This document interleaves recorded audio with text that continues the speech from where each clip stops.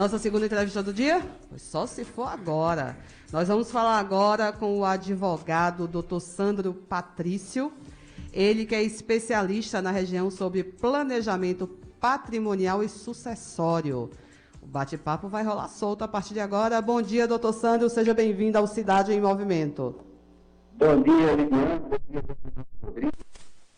Estamos aqui à disposição de vocês para trazer informações para a população juazeirense do Vale do São Francisco no tocante ao que significa fazer planejamento patrimonial e sucessório. Vamos começar explicando, então, doutor Sandro. Bom, a gente tem uma cultura brasileira, de um modo geral, em que fazer planejamento, organizar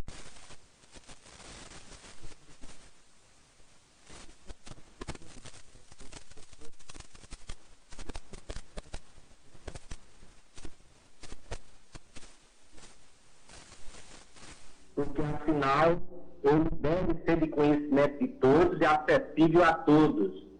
Então, nos países desenvolvidos, as pessoas, há muitas décadas, séculos, até séculos, a exemplo de países da Europa, que as pessoas não acumulam o seu patrimônio na pessoa física.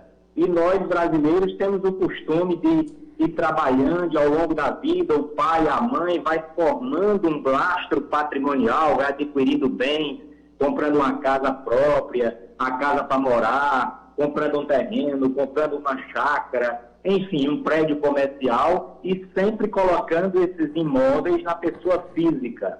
E o que a gente quer chamar a atenção da população é que o grande transtorno é quando esses patriarcas, o pai, a mãe, falecem e pensam que estão deixando uma situação confortável para os seus herdeiros e deixam, na verdade, um grande transtorno, um grande prejuízo em parte desse patrimônio para a sua família.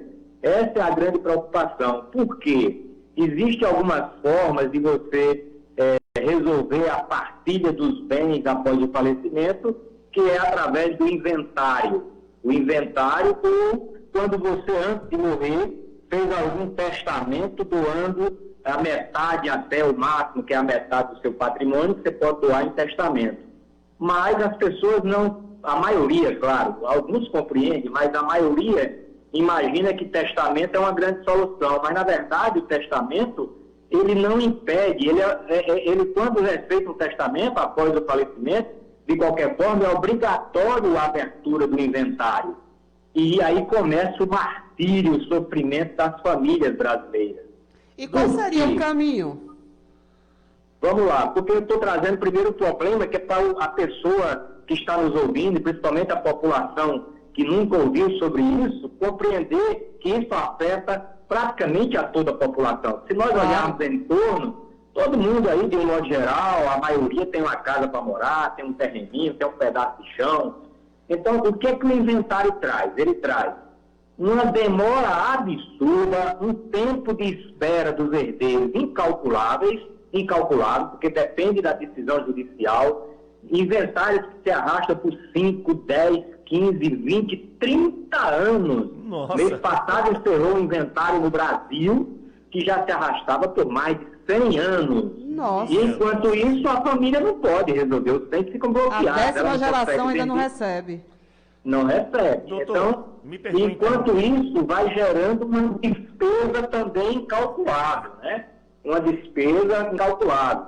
Sem contar que quando a pessoa falece, em 60 dias é obrigatória a abertura do inventário, sob pena de ser multado se não abrir esse expediente. Eu só abri o inventário do meu pai, que faleceu um ano depois. Tudo bem, vai fazer o inventário, vai pagar multa. E aí, para você ter uma ideia, o IPCMD, que é o Imposto de Transmissão de Causa-Morte, o Imposto da Morte, que é cobrado de todo cidadão que vai herdar alguma coisa, tem que pagar esse imposto. Ele é da ordem, por exemplo, em Pernambuco, 8% do valor do imóvel, o valor venal, que é aquele valor calculado, arbitrado, definido pela Secretaria da Fazenda do Estado. Mas que ele diz que é o valor venal, que na prática, pela nossa experiência, ele se coincide, ele se confunde, ele aparece, ele praticamente é o mesmo que o valor de mercado, o valor que você iria vender aquele bem no momento do inventário. Então, imagina aí, eu trago um exemplo, Viviane. Eu quero ainda pontuar o terceiro aspecto negativo das famílias deixar o patrimônio para ser inventariado depois da morte. O tempo, o gasto financeiro e o fator emocional, porque ao longo desse desgaste financeiro e de tempo, normalmente a pesquisa mostra que mais de 90% das famílias, dos irmãos, dos tios, eles se desentendem, a família se desagrega, a família passa a litigar, a brigar, a se desentender. Então é um transtorno que não tem tamanho. Então eu trago aqui um exemplo rápido, só para você ter uma ideia. Se uma família passou aí 30, 40 anos, de repente um funcionário público, um pequeno comerciante, e às vezes ao longo de toda a sua vida construiu ali uma família com 2 filhos que já estão ali, já passando da fase adulta, e ele conseguiu um patrimônio de R$1 milhão. Digamos que seja a casa de morada dele. E ele está ali imaginando, poxa, se eu falecer, minha esposa falecer, meus filhos vão pelo menos ficar nessa casa boa. É engano, Lidiane, é engano, Josenal, é engano, meus caros ouvintes. Por quê? Ao falecer esse cidadão e deixar os seus filhos nessa casa, ele deixa um imbróglio para o filho, um problema, porque ele vai fazer com que aqueles filhos caiam de padrão de vida, porque os filhos vão ter agora despesas cartorais, certidões, despesa de cartório da lavratura dessa documentação quando o inventário ficar pronto, para montar o formal de partilha, despesa para registrar no cartório de registro. Ele vai ter 8% de TCMD sobre R$1 milhão, que é R$80 mil, e a família tem que estar com esse dinheiro disponível. E aí a gente sabe que praticamente ninguém, é raro uma família que tem apenas um imóvel de R$1 milhão, porque o pai e a mãe construíram ao longo de 30, 40 anos, e aí dificilmente essa família vai ter guardadinha ali na conta bancária R$80 mil para pagar o governo do Estado. Então, além disso, tem a despesa de... Oi? Só interferindo um pouquinho aqui, Josinaldo tem uma pergunta. Doutor, desculpe interrompê-lo, mas assim, é necessário ter o inventário e o testamento ao mesmo tempo? Não, são duas coisas distintas. Qual é a diferença? Inventário é obrigatório. Uma pergunta de leigo, qual é a diferença entre o inventário e o testamento? E outra, qual é o caminho mais rápido para chegar na finalização, que é ter o bem, né, em casa? Isso, então inventário é uma coisa obrigatória, testamento é opcional, em vida, inventário é após a morte. O testamento em vida você resolve doar alguma coisa sua para alguém, vai até um cartório com a ajuda de um advogado, com o auxílio do advogado, e você vai declarar que quando morrer quer que tal bem, tal patrimônio que você tem fique para determinada pessoa. Quando ele falece, vai ter que ir para o inventário. E aí, Lidiane e ouvintes, essas despesas de cartório, de TCMD com advogado, de um imóvel de R$1 milhão, vai dar em torno de R$167 mil. Vende a casa e não paga o custo. Aí você tem uma casa de R$1 milhão. Você não tem o dinheiro do bolso. Eu estou falando da prática, eu estou trazendo a experiência que é para o público ouvinte se identificar com a situação. Aí você vai ter que pedir uma autorização de juiz, vender essa casa antecipadamente antes de sair o resultado do inventário. Naturalmente, o vizinho, o comerciante da esquina que está sabendo do imbróglio do inventário, só vai querer pagar R$700 mil por essa casa. É a prática. 30% a menos. Então, você, além de R$167 mil que vai ter que pagar, você perdeu mais 300 na desvalorização da casa. Sua perca aí já vai para R$467 mil. Mas quando você comprou essa casa, o pai que faleceu lá 20 anos atrás, 30, a escritura estava registrada por apenas R$200 mil.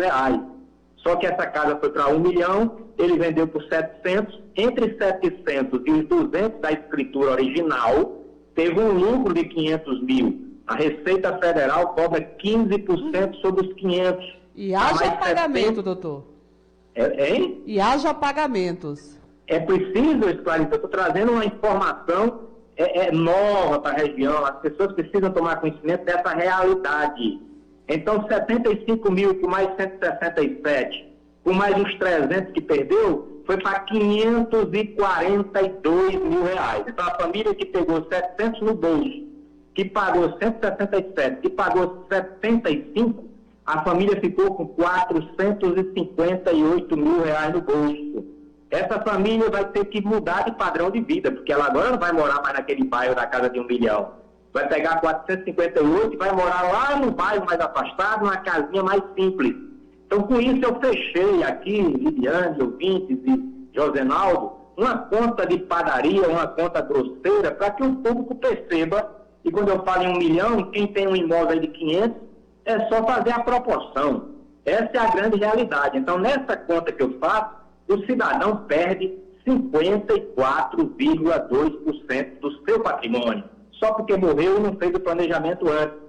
Mas, pasmem, antes de eu falar na solução, tem aí alguns projetos tramitando já no Senado e que eu acredito, pela força da economia, ou seja, da dificuldade da economia, serão aprovadas ainda este ano, que esses impostos poderão ser acrescidos de mais 39,5%.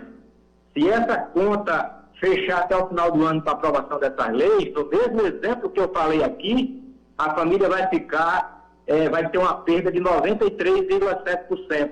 Ou seja, de 1 milhão ela não vai ter nem 100 mil no bolso, deu para entender? Ou Isso seja, é só realidade.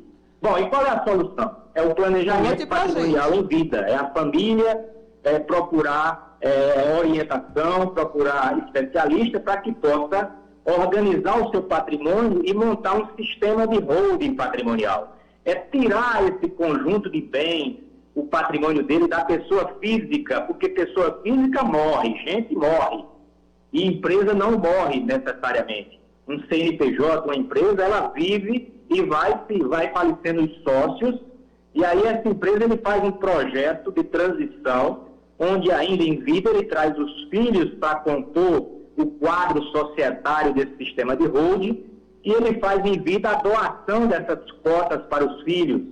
E aí ele se cerca de um conjunto de proteção, onde, enquanto vida ele e a esposa tiverem, eles vão continuar tendo o mando, o poder, o controle sobre todos esses imóveis, independente de filho depois se rebelar contra ele ou não.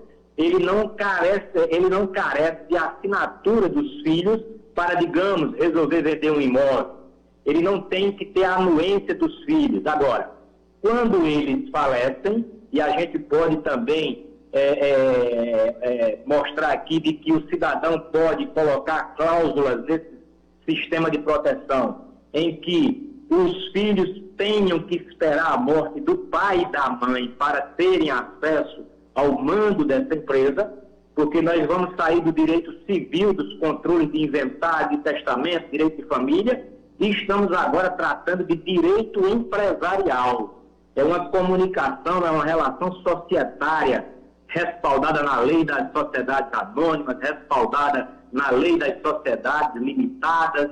Então, com isso, ele se protege de qualquer questão que venha sofrer a família após a morte, e também em vida. Se ele, por exemplo, é um empresário, é um profissional liberal, e ele tem uma empresa que está ali sujeita a diversos riscos, como nós estamos passando agora na pandemia, onde vários empresários no popular quebraram, não por culpa de gestão deles, mas da conjuntura econômica. Vocês agora falavam aí dos músicos, quantas bandas, quantas empresas do mercado de shows quebraram, e esse pessoal tem compromisso.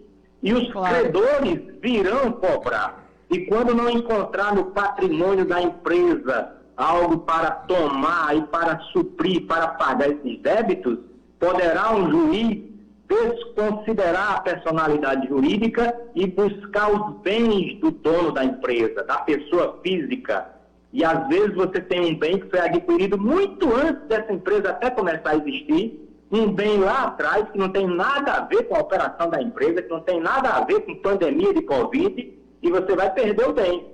Ao passo que, se você já tivesse colocado um bem no planejamento patrimonial, esse bem não tem por que suprir problemas da empresa, porque esse bem não é da pessoa do sócio.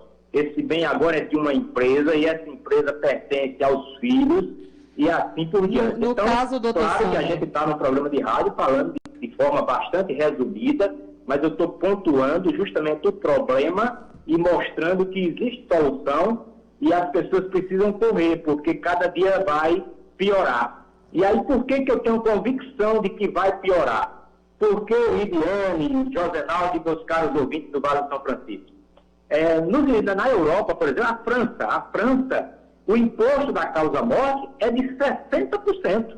Nos Estados Unidos, o imposto da causa-morte é de 40%.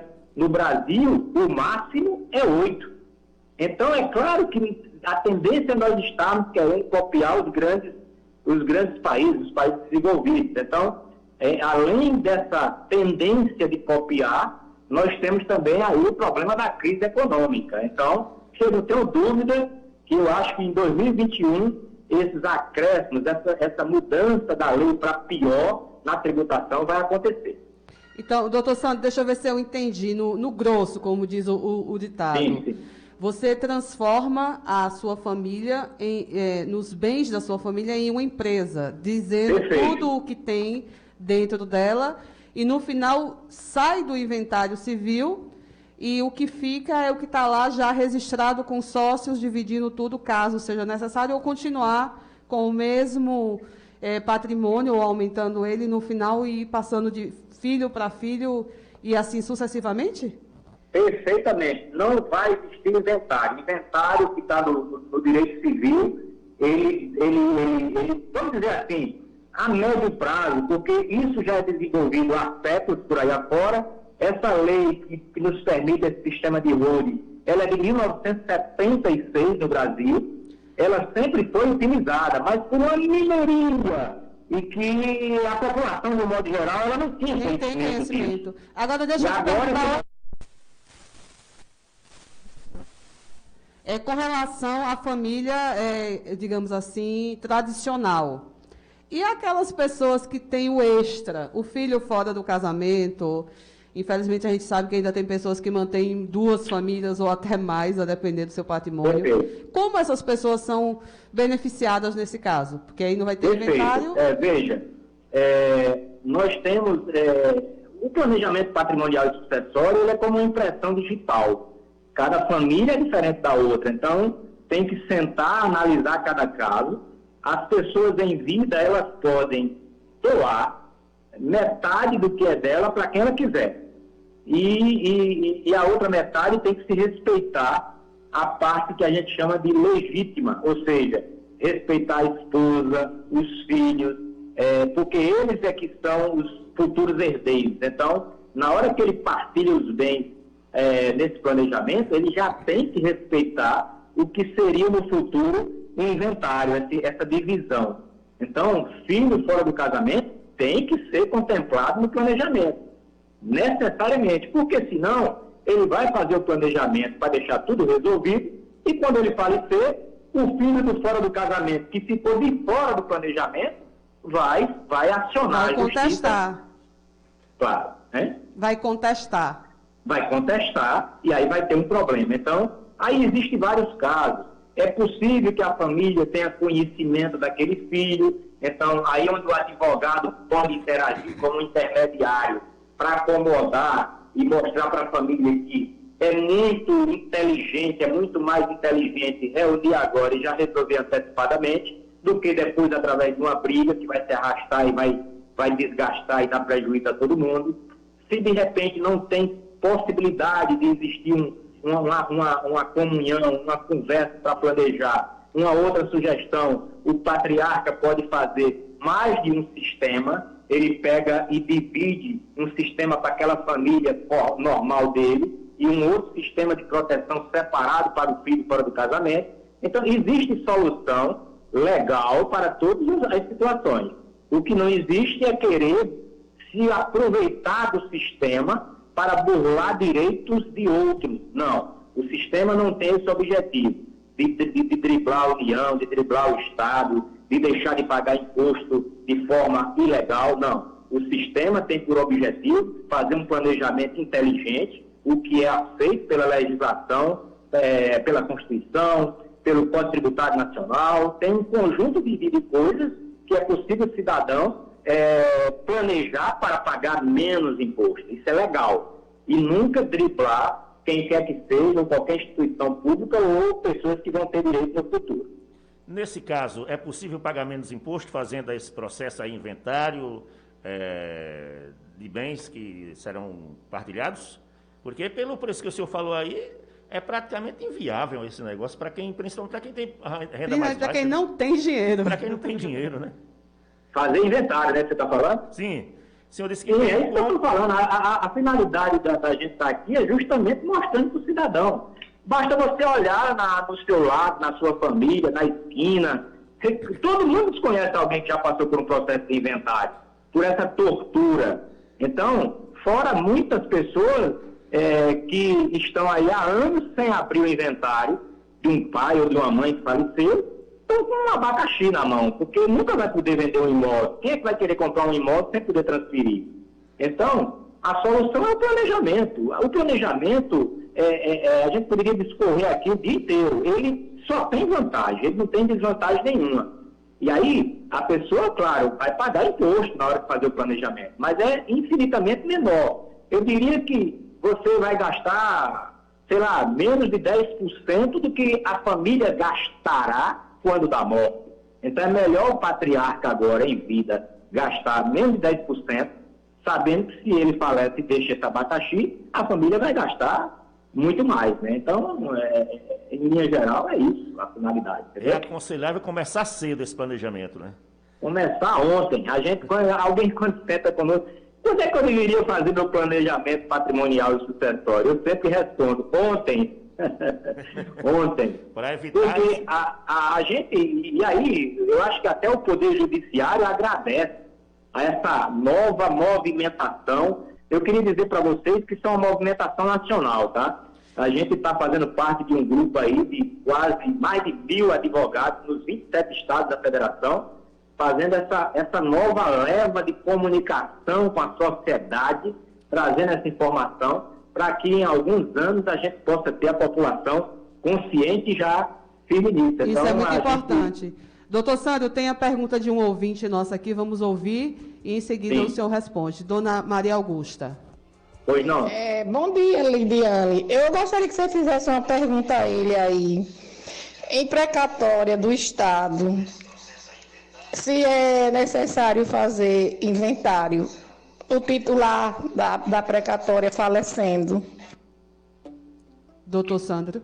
Dona Maria Augusta, todo e qualquer direito que o cidadão tenha, seja bens móveis ou imóveis, dá exemplo de precatório, que não é um bem imóvel, é um direito móvel, né, um título precatório, tudo. Quando uma pessoa falece, tem que fazer um levantamento geral, não só de imóveis, de prédio, terreno, como os móveis, tipo veículo, como uma conta corrente, como um direito futuro que ele tem, a exemplo de um precatório, tudo isso vem para o rol do levantamento do inventário. Assim como dentro desse inventário tem que aparecer todos os herdeiros, os possíveis herdeiros, e também nesse inventário, muitas vezes, aparecem pessoas que não é do agrado da família, pessoas que têm certos direitos que a família nem imaginava. Ela pede e ela entra como se fosse um intruso no processo. Do nada alguém chega e peticiona na justiça e diz, opa, essa partilha aí que vocês acham que só vocês têm direito, eu também tenho, entra no processo. E tudo isso vai, como diz o popular, embaralhando, vai misturando o processo, por isso que demora e se arrasta. Então, tem sim, os precatórios deverão tudo ser parte do inventário. Tá certo, então. Quero aqui agradecer, doutor Sandro, a sua participação, esclarecimento aí para esse assunto que, para a gente aqui, pelo menos, é novo, né? E dizer que vamos conversar mais sobre esse assunto aí, para explicar aos nossos ouvintes tudo de novo. Eu que agradeço aí, Lidiane, Josenaldo e todos os ouvintes. E esse nosso papel como advogado é trazer conhecimento para o público, né? Para que todos possam ter melhores condições de vida e melhores defesa dos seus direitos. Muito obrigado, então, doutor. Bom dia para o senhor, ótima quinta-feira. Bom dia a todos.